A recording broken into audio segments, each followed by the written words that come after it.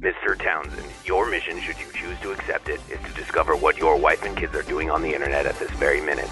You are authorized to use any means necessary, and should you be captured, the President will disavow any knowledge of your existence. This message will self-destruct in 5 seconds.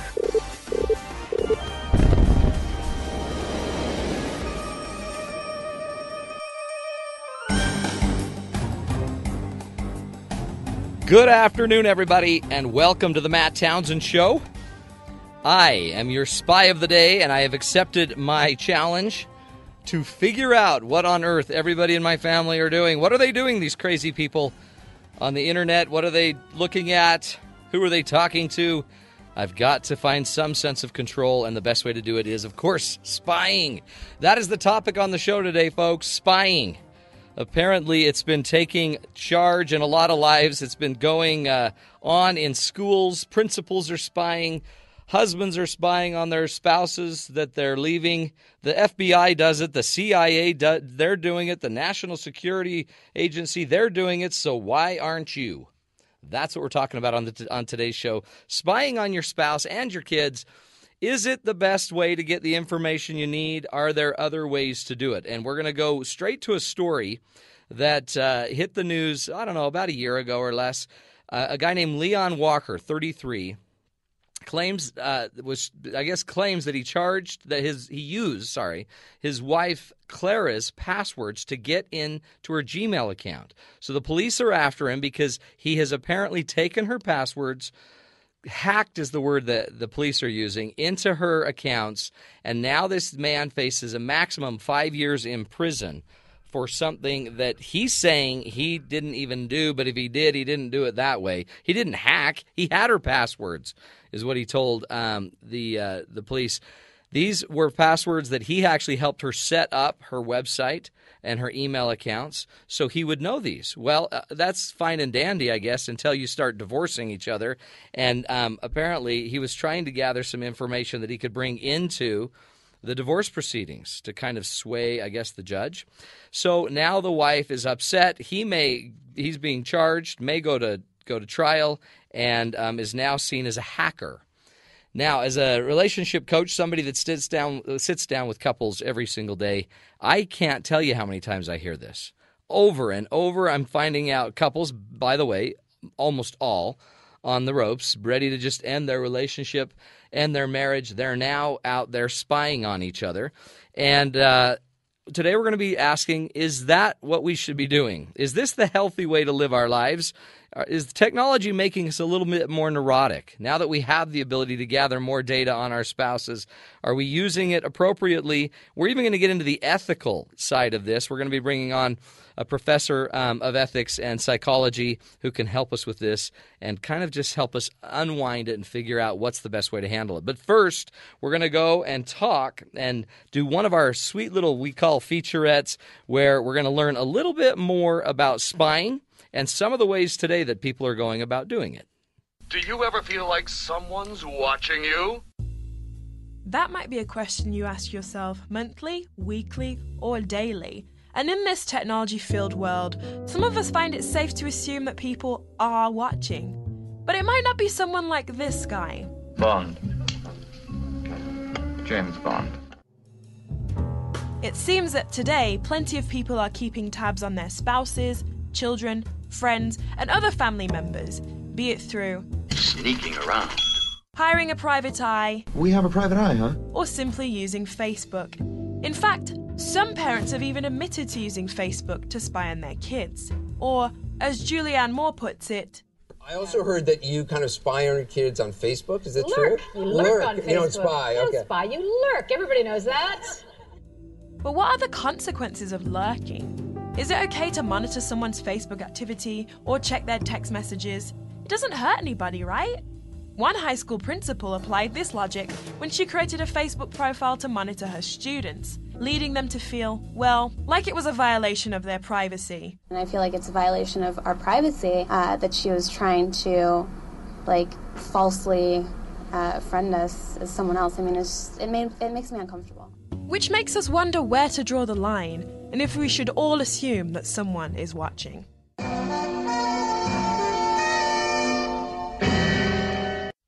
That's Corinne Collins reporting on that. You know what? People are watching you. How about these crazy statistics? 32% of men and 41% of women have checked the emails or call history of their spouse. Okay? Do you fit into those statistics as well? Have you been checking on your spouse, your kids? And is that really what we're supposed to be doing? As we get into this, there's I think, a lot of information out there about how to actually spy on your family. There's YouTube. You can go check out YouTube and learn all of these different ways to find information.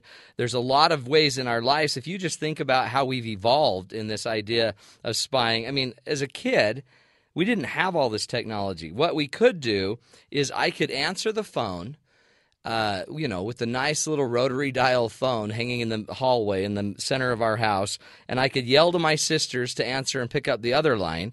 And when they pick up the downstairs line, I could just keep listening. And if my sisters weren't smart enough, I could listen and listen to their boring teenager conversations. And I wouldn't even know what I was hearing that mattered. But usually they'd yell upstairs, "Hang up the phone!" Remember those days? We used to, parents, remember the big deal was a parent reading her daughter's journal, the mom reading the daughter's journal. That's how we got this information. So we used to read journals, but now we can go check out their blogs or their texts. People, you remember, your mom used to go through your sock drawer to see what you were up to. Now people are searching through your YouTube history and your favorites, their history online, or, your web browser history. People used to look underneath the mattress of their young sons to find out what was going on. What have you been looking at? Now they just go to your browser history. Isn't this crazy? We used to be able to we'd have to get in our car and actually follow somebody. Like all of the really old, great sleuth videos or movies that we used to watch. And now we just have to stick a GPS tracking device on their car, or even better yet, just turn on the GPS function on their phone. And now we don't even have to get out of bed. I can just track you from my bed on my laptop, and I know right where you are. We used to intercept their mail as a kid. When I didn't want my mom to see my grades, I would always make sure I got home before she did and just make sure I had the mail. But nowadays, I have people, clients, people I know that are actually adding software to their spouse's computers so that they can track their keystrokes and see where they've been.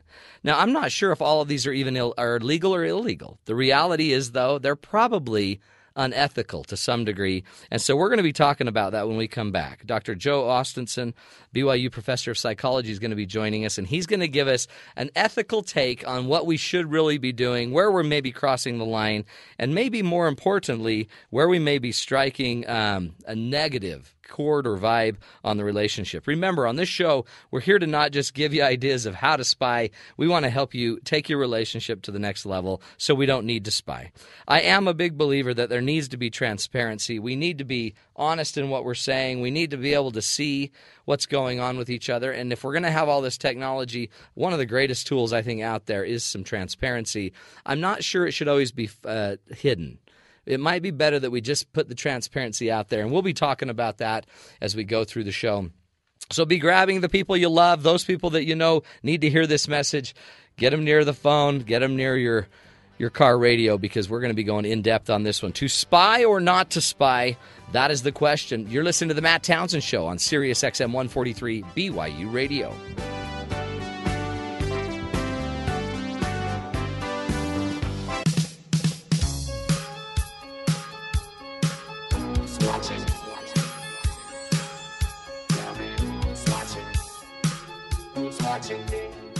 Welcome back, everybody. Who's watching? This is the song, man. You ever feel like somebody's watching you? I don't know, like your mom. What if your mom, that 85-year-old woman, just kept watching you? She just kept tracking you down. Every time you came over, she'd grab your phone and just start shuffling through your call history. We're talking about spying on your family, your loved ones. It seems to be something that's taken off as a way, I guess, to create trust in relationships. And I think, sadly, it's probably not doing the job. It's doing the job of something that, it might be healthier, like relating, like having a relationship instead of having to sneak in and figure it out.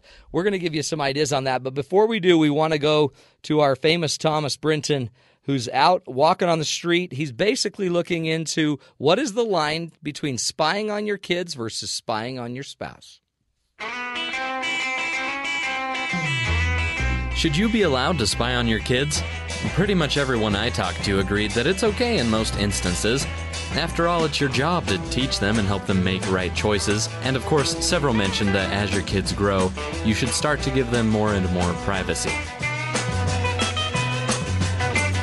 Then I brought up the next question. Is it okay then to spy on your spouse? Everyone had two answers for this one. The principled answer, you should just trust each other enough to be completely honest. And then there's the practical answer. But just in case, it doesn't hurt to look through their cell phone or their email inbox every now and then, if an opportunity presents itself. If you're down and confused. It seems that most people keep their spying to a minimum and are mostly trusting of their spouse.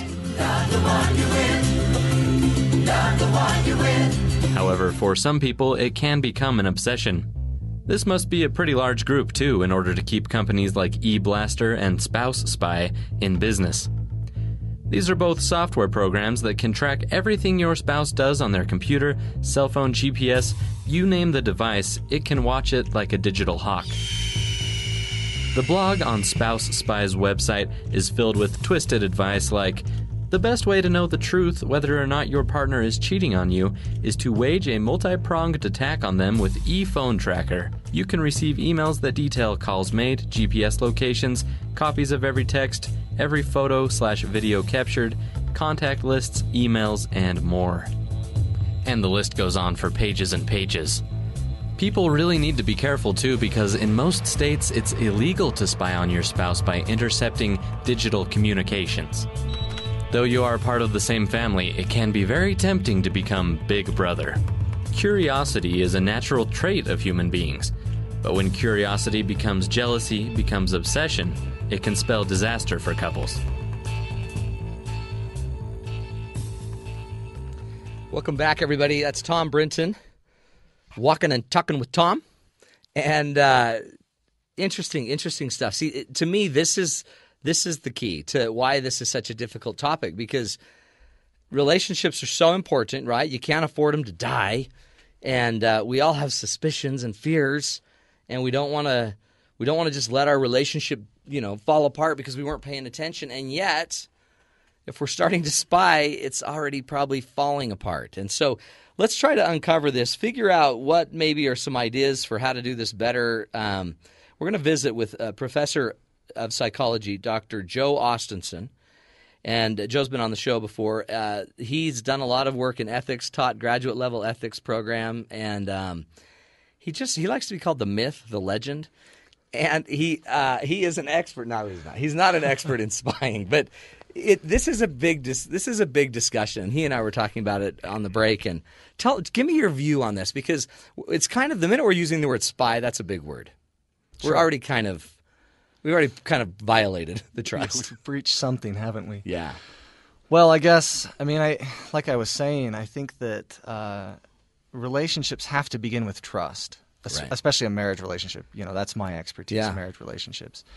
But even with kids to some degree, you have to let them make some of their own decisions and trust them to make decisions and trust them to make mistakes too. Right. And even to make mistakes without you knowing. Right. Just give them some space. Right. What kind of childhood would your child have if they couldn't do things that you didn't know about, right? That's how I grew up. Well, how do you set? Look at we set people up to fail the minute they are incapable of making a mistake with you. Right. And we encourage them then to go out and try and make mistakes without you finding out. Yeah, so that hide them. Right. Yeah. If you're going to find out about this, I'm going to find ways to keep it from you. Yeah, you cannot get me. Yeah. Isn't that what it means to be a teenager?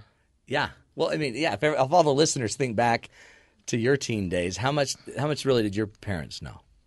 We didn't let them in on it. No. And we can't let them in too, on it. Right? Yeah. That's right. And it's interesting. The rule might be the tighter that you pull the noose in trying to find it out, the less likely you are to probably get it, because you're just going to keep them hiding it better. And, sure. Yeah. Interesting. I think the same is true for spouses, though. Mm-hmm. I think the less trust you feel coming from your spouse, the more likely you are to rebel against that, whatever that looks like. Is there a healthy, as I think about this, is there a healthy level? I mean, if some people just come into the relationship without any trust because they've burnt past bridges, or they have kind of the yearning, young, loving trust that's kind of the untested love. Sure, the naivete. Right? Yeah, exactly. Yeah. And so at some point when that fades, where is the line? I mean, where's the line ethically where it kind of – I mean, I guess there's kind of an inherent – we just need to back each other up and know. I just need to know. Mm-hmm. But where do we draw lines between actually going out, proactively spying, and just gathering data?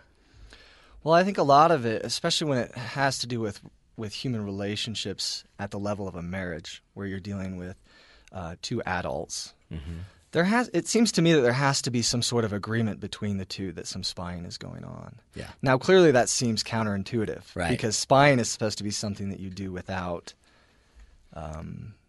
anyone knowing. Yeah. Right. Otherwise, the information you get is incredible necessarily, right? I'm thinking in particular of a friend I have whose wife is. I mean, there are some major trust issues in the relationship, and she's at a point now where she is ready to divorce him. Yeah. And we were talking just the other day about how he has allowed her essentially to know his email password so that she can check his email. Right. Which is the most recent thing that got him into trouble. Good. Right? So there's a sign. Well, and that's kind of how he feels, right? He's like, well, I'm the one who gave her the password, so if she finds me out, she finds me out, you know. And interesting. But then you have to consider what his reaction is going to be if he doesn't want her to find him out. Right. Get another email account. How easy is that? You know. And then what good does spying do? Yeah. You know, and so it's a real difficult thing, but I don't know. Well, that's the funny thing is, so then you find out something, and you don't even know what you found, and then you've got to go make sense of it. I mean, it's almost just opening a can of worms. Once you start opening these, I mean, it's just going to get messy. Well, and how does she know, in this situation that I've described here, how does she know that him trusting her with that password isn't some sort of ruse? You know? Yeah, well, she'll fall for that. Oh, sure. I mean, then he's just playing her. And then he's playing her. And if he lies every once in a while through his email and she catches that, then the ruse is even trickier because then he's like, hey, look, this wasn't malicious on my part. Otherwise, I would have tried to hide it from you. Yeah. But it turns out I have another email account that you don't know about, and I am hiding it from you. I have another cell phone, and I have a friend in Mesa, Arizona. I mean, it just doesn't end, does it? It just keeps going, which is why I guess in the end – it can't be about your spying. I guess trust is what it's got to be about. And if you don't have it, how do you go about starting to forge this? I mean, how do you dig out of this hole where you're already and some people flat out are neurotic. I mean, I've had clients that there's no reason to not trust, but their partner, they're constantly calling because their husband hired a new assistant and dropping by and following them to lunch with like 4 other people and showing up. And I mean, some people just aren't healthy anyway with trust based on how they've been raised. And yet some are. And so this is where the lines get so blurred, which is why we thought kind of ethically, what do we owe each other? What do I owe my spouse as far as trust, especially if trust is broken? That's a big curveball for you. It is. I think, ethically speaking, I think that if the trust has been violated, it seems like spying is ethically okay. Yeah. I think. We need some boundary. Yeah, depending on the degree of violation, you know. An affair, I could imagine, something that you've been hiding for maybe years, months or years. Yeah. And something that he or she finds out about without you telling, you know, the person. It's like, it seems like some spying is ethically justified. And yet it's not soothing. Well, there's always the question of ethics and morals. Yeah, and whether, morally, it's if something is ethically correct, is it morally correct? That's right. Well, and then we get into the legal aspect. Now people are going to jail because they're spying on their spouse, or the high school principal that put out a Facebook page to spy on all of her students, and she got about 300 students to join her Facebook page in a ruse, pretending like she was some student until the football coach realized, hey, that's the principal. Yeah. And turned her in, and then she was fired. So I guess morally is one thing, ethically is another, legally is another, and just maritally. Mm-hmm. Do I want to be with somebody that is this kind of person with me? Good stuff. We're going to come back after this break with Dr. Joe Austinson. We're talking about spying on your spouse. Where's the line? When to spy? When to just love them? When to hold them? When to fold them? Kind of a routine. Good stuff. We'll be back after this break on the Matt Townsend Show on Sirius XM 143 BYU Radio.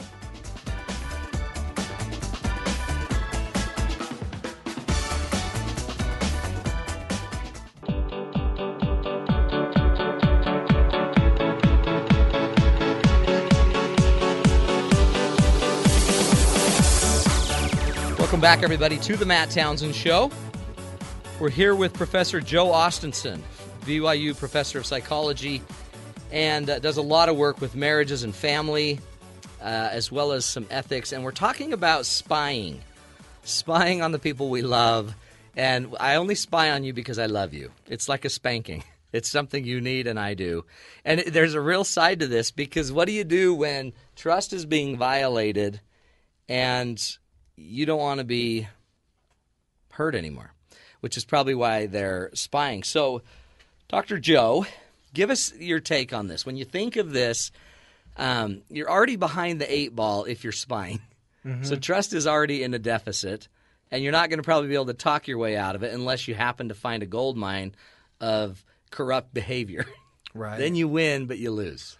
Yeah, that's the trouble with spying is you're losing as you're winning. Right? Yeah. You find something out. You find out dirt on this person, and then you bring it up to them, and you say, look what I found. And they say, how did you find that? You don't want to know. Yeah. I'll have to kill you. I was spying on you, and now I don't trust you. Yeah. And why should you trust me now? How many times have you seen a client mad that their wife found out information that caught them, and they're mad at the wife? Well, yeah, and that happens. I can't think of a time when that hasn't happened. So the anger, so maybe that's part of it too, is your anger about me spying is more about your problem, your corruption, right? Your sin, whatever. Right, and that's where the trust or the lack of trust then goes both ways. Yep. So I might not trust my spouse, but as soon as they find out I'm spying on them, they're not going to trust me in return. Yeah. And that's a downward spiral. That's hard to get out of. Well, and two, especially if you want to heal it.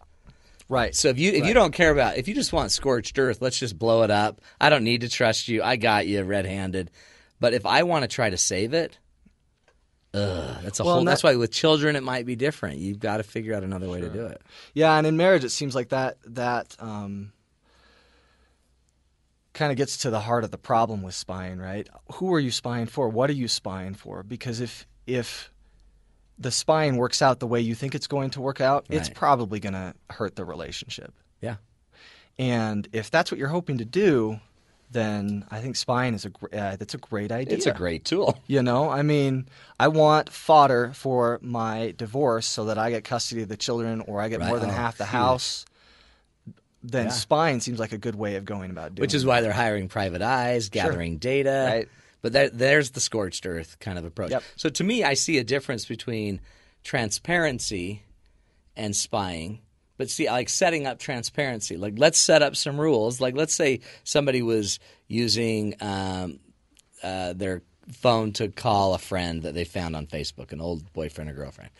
And we caught them. We caught them just maybe the middle of the night. Hey, your phone's ringing, and your partner answers it. What about, how would you go about setting up some more transparency in the relationship that would foster trust versus capturing transparency later?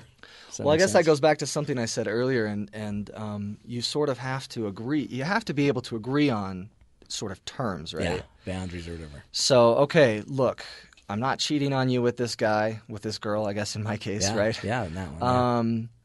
I'm not cheating on you with her. If you want proof of that, I will let you go through my texts. I will let you go through my emails. But there has to be trust there. And you have, yeah, exactly. Because you have to trust me that I'm giving you all the information that you want. Yeah. And I'm not withholding some from you because I have a different Facebook account or a different email account or something like that. It's kind of, that's what I always ask my clients. So is trust earned or given? And it's probably both. It has to be both. I mean, because really, when we're first dating, none of us earned trust. We just showed up. Right. And you're the man and I'm the woman and boom, vibes. It I'm feels in love good. with you, yeah. so I'm just going to trust you. Nothing earned there. Until then when it's broken, then I guess that's where people feel like, okay, well, now you got to earn it. Well, you still have to give it because he could be doing trustworthy things every day and you're still not seeing it. Well, and that, how many of us will ever get into a relationship and not do something that violates our partner's trust? Really? It's impossible. Exactly. And so if you wait for that one moment for your spouse to do something that is untrustworthy, it's going to happen. Yeah. And if you're looking for it, then you can withhold your trust. But you have to know that it's going to go both ways. We talked on the show a week or so ago about financial infidelity. I mean, so spouses are lying all the time about money, or not even lying, just not mentioning it. We're lying about our schedules or our time because we just wanted a little more free time to play ball. But it really is, it's kind of the cover-up that starts to create the problems. Do you believe that we should have just open door policy? What degree of privacy do we need to expect with as our spouse? individuals, say, in a marriage? Yeah. Oh, I think about this in terms of my own marriage, and I know that there are a lot of things that I don't tell my spouse. Yeah. And it has like that big eagle tattoo on your back. Right, yeah. You didn't tell her about that. I haven't told her about that yet. She might be listening, though. Okay. So I appreciate sorry, you. Joe. Yeah, appreciate I saw you you wearing your. that. Yeah, that's embarrassing. But there are a lot of things I don't tell her, and it doesn't really have anything to do with me trying to hide things from her. Yeah. At least I don't think it does. Maybe deep down psychologically. Should we get into that? No, we Okay. shouldn't. And so I don't know if it's a privacy issue as much as it is an issue of we don't have to be. I don't think we have to be entirely open about every single little thing with our spouse. Well, and nor do you probably want to be. No. I mean, there's a lot of things we just don't want to hear about. Right. Well, and it takes a lot of time, too, That's and a right. lot of effort. Sometimes, boy, my wife used to ask me when I'd come home from work how my day was, and I'd say fine, and then she'd keep probing me and Tell me probing more. me. Tell me more. Yeah, and I would say, I really don't want to talk about this. Yeah. And I'm not trying to keep anything Not from you. being a jerk. It's just my work day is over. Can I Yeah. be home now, you know? Oh, isn't that interesting? And so I don't know. I mean, she could have taken that as, oh, he's hiding something from what's me, he you doing? know? And maybe another thing that I do in my own relationship, I hate to make this all about me, but it's pretty Let's easy. keep it that way, you know? Joe. No, seriously, it's good. Oh, 'Cause you're- keep it about No, me. yeah, because your personal Okay. examples are good. Well, I think that one of the things I tend to do is I'm very open with my spouse. I don't hide anything from her at all intentionally.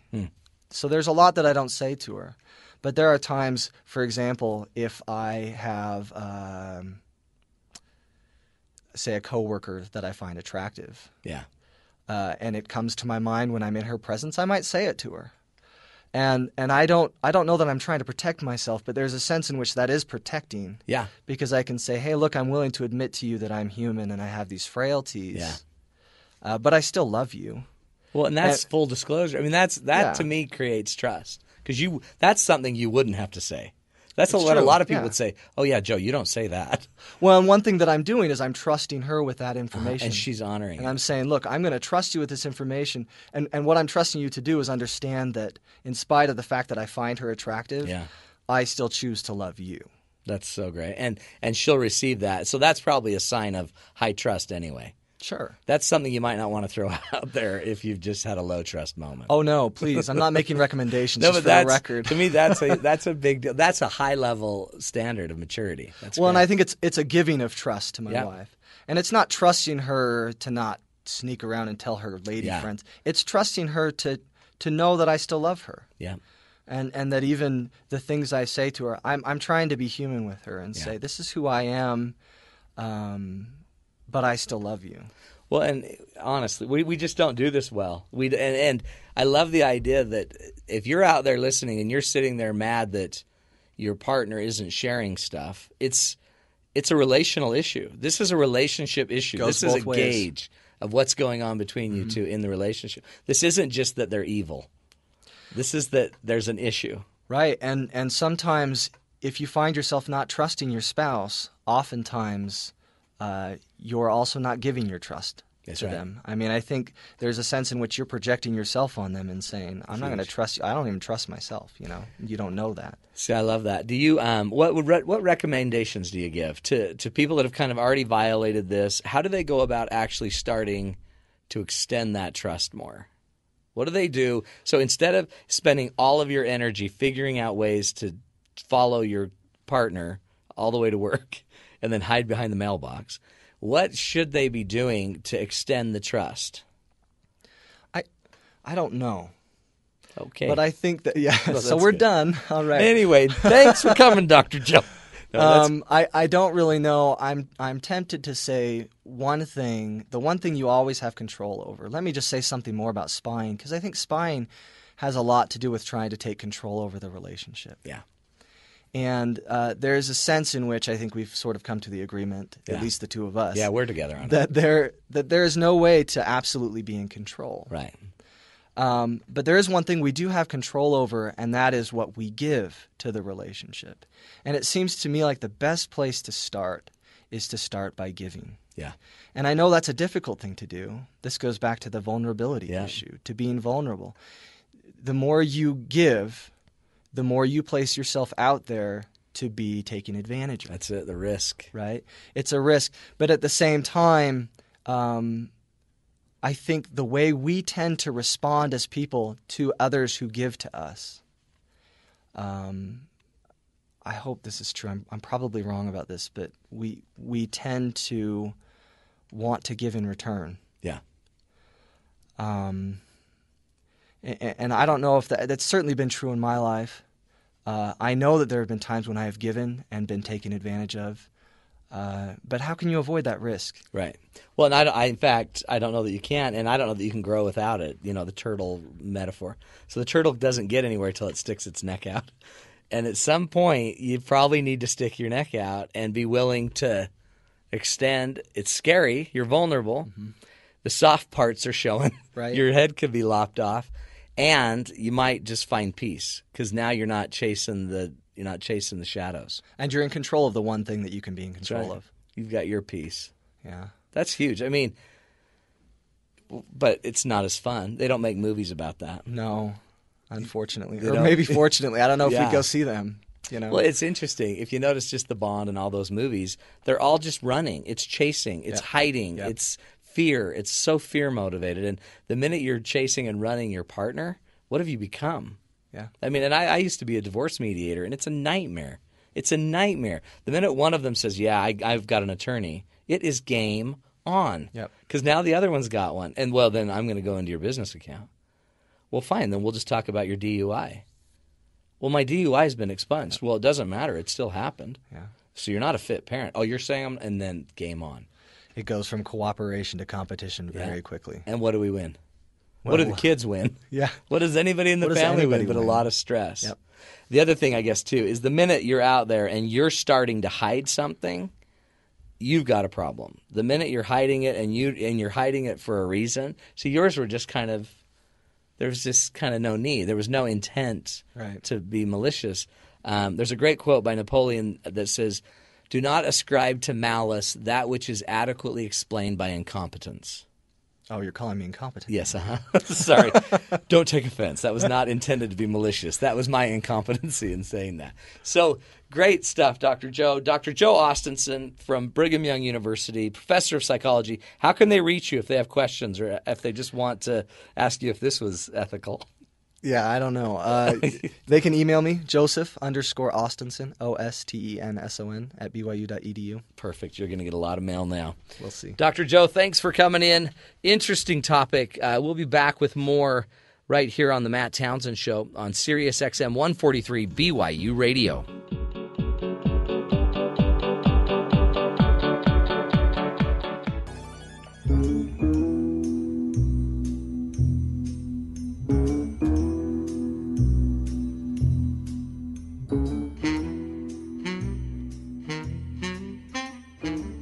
Welcome back, everybody, to the Matt Townsend Show. Little Pink Panther. I'd like a room with a view.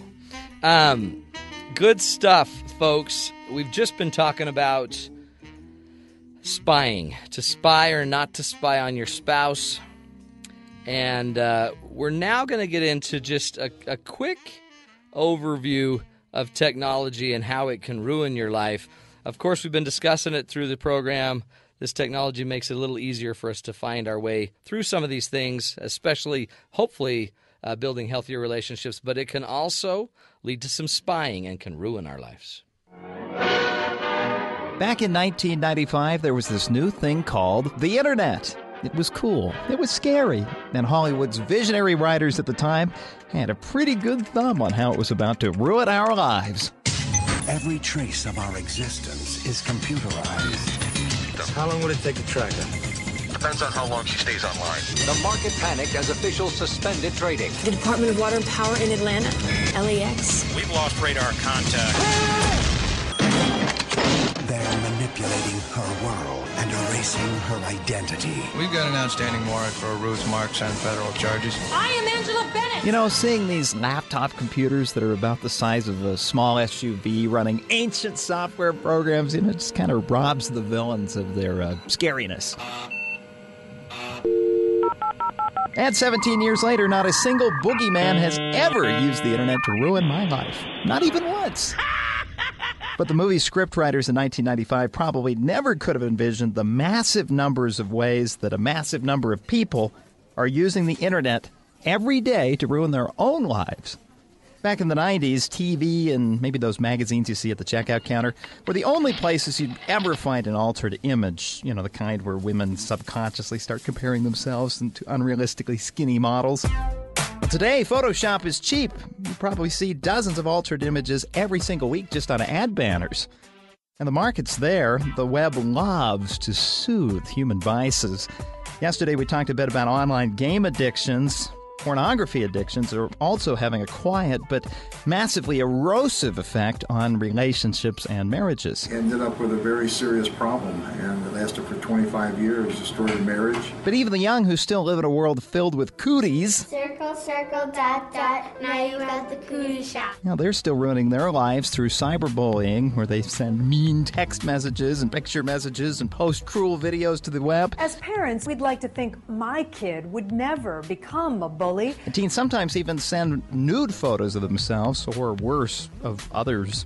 And those sometimes go viral, too. If you've ever had to haul a can of paint to the top of a water tower to defend your sister's honor. But the damage is much worse because no amount of paint can ever erase that message from the web once it's gone viral. She wants to erase me. At a certain point, bullying just becomes plain-out harassment. She got this email from this boy named Josh Evans. I don't know if I want to be friends with you any longer because I hear you're not nice to your friends. Megan was devastated. Her mother found her in her bedroom closet. She had hanged herself. Josh never existed. He was created by the mother of one of Megan's former friends down the street. And that can land you in jail, along with threats and fraud and drug trafficking. You know, pretty soon the online world's starting to sound an awful lot like the outside world, only the crimes are a little bit easier to commit because you and your iPad don't even have to get out of the recliner. We've got recliners for dad, recliners for mom, recliners that swivel. And maybe that's where the 1995 film The Net is wrong. Sandra Bullock spends most of her time on screen running away from bad guys. At least back in the 90s, you had to walk or drive places to ruin your life. That's great. That's Rob Sanders reporting on that one. And just awesome ideas. When we've got all of this technology. The technology's not our master, right? It's not the key. It's supposed to enhance our lives. It's supposed to make our lives better. And yet now we're just using it to spy. And all that is a sign of, again, what I call the smoke. The smoke is everything we fight about that's not the real issue. The smoke of a relationship is not where you were. The minute we're already fighting about where you were the last couple hours, we've already missed the deeper issue, which is there's a trust problem. And so I guess at some point in our relationships, we have to start figuring out a way to focus on the trust. Are we in? And as you're sitting there listening, are you into your relationship? Are you into your spouse? Is there any doubt in your spouse's mind that you care? Is there any doubt out there that they are number one on your list? Because if there's a doubt, guess what? The trust is going to just start to create this wedge. And I've heard stories just from leaders in my church that have told about a tree, and somebody put a wedge, one of the wedges that you use to help split wood. And somebody just stuck a wedge and put it right in kind of the crux of the tree, right in the V of the tree. And over years, this tree just continued to grow, and it continued to grow. And as the tree was growing around this wedge, the wedge just got sunk deep inside. But as it was sunk deep inside, it was hidden. We couldn't see the wedge. But as the tree grew and grew and grew, eventually it weakened the tree. And then in a big storm, the tree just split apart. That same thing is what happens in our relationships when we don't have the trust. When we don't have the trust, this wedge gets placed in there. Just a metal bar gets stuck in, and the tree starts to grow around us. That lack of trust, and it may have been as a child when you didn't feel like you could trust somebody in your family, or somebody hurt you, or you were abused, or your father or somebody left the family, and you just started to not trust. Or it could be when your husband had an affair, or your wife was texting somebody that she shouldn't have been. And once that wedge is in there, if we don't deal with the trust, then we're going to deal with it some other way. And you're going to use all of that energy, you're going to use all of that focus that should be used to building up the relationship, to focusing on each other. We're going to use it instead to try to repair a tree that's torn in half. It's the little things, folks. It's the little things that build the trust. It's the transparency. I'm going to challenge you to just be more transparent. Turn on more transparency, meaning let the rules be there that, you know what, we can always look at each other's phones anytime we want. We have all of the passwords, all of the access. And I wouldn't do it to control each other. I would do it just as a sign of trust. My Facebook pages, a lot of my social media, my wife runs for me, and it's amazing. It's great. I feel safer having her that involved in that. Now, I know people that have joint Facebook accounts and things like that to do that as well. So as you're thinking about your life, is there transparency? Are there any secrets? If you're keeping a secret, I'm telling you, if you know it couldn't be shared, you're setting yourself up. That's going to be a wedge. I wouldn't keep secrets. Now, like Dr. Joe was talking about, he actually shares some things that a lot of people will be like, whoa, you don't share that. But it is a sign of how much he trusts his wife to be able to handle it. And then we've got to receive these things from our partner. We also have to talk more about it. Are you opening up and having these conversations with your partner? Are we surfacing our issues that we have?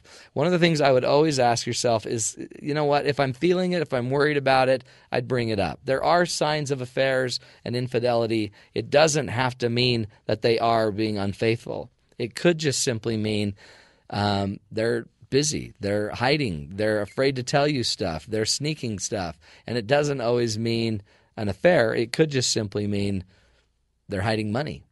And in a way, that's another same thing as a trust issue, right? These are all just signs of simple, basic trust issues. So a challenge for you is I want you to go home and I want you to go make an offering.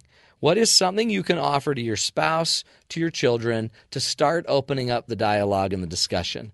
The best way to have a relationship with your kids will probably not be from spying on them. It won't be from sneaking into their cell phones. It'll be probably by spending more time connecting, sharing with each other, building trust, laughing. If you feel like you can't trust somebody, try first to strengthen the relationship before you try to strengthen the security measures, right?